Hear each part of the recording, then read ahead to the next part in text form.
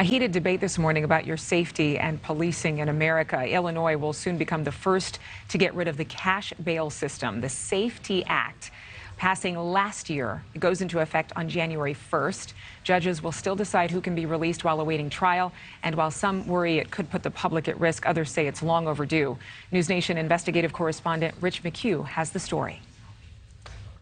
Good morning, Adrienne. This is quite the controversy in Illinois. Other states have passed legislation curtailing cash bail, New York and New Jersey among them.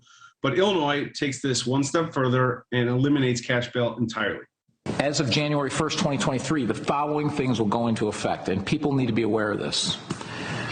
It abolishes cash bail for almost every offense. Mayor Keith Pacow of Orland Park, just outside of Chicago, is one of the many voices in Illinois railing against criminal justice reforms, the Safety Act. This is a massive threat. The new law will restrict which crimes a person could be arrested for, will do away with the cash bail system, and ultimately means that suspects charged with 12 crimes, even some felonies, including second-degree murder, arson, aggravated battery, can be released without bail. This will make Illinois the first state in the nation to end the cash bail system.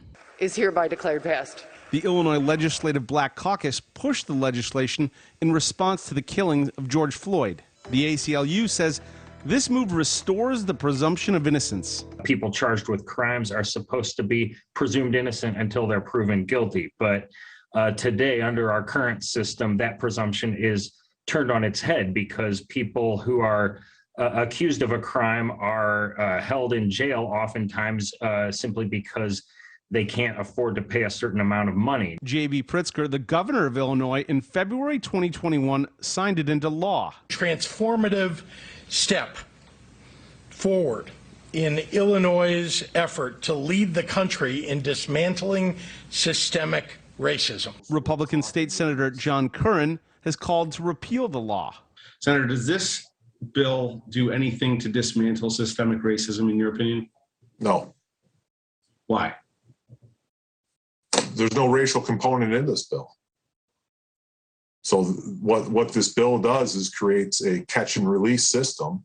Neighborhoods that suffer the most from systemic violent crime are minority communities that are going to have individuals released and back committing more crimes in those neighborhoods at a higher rate under this bill.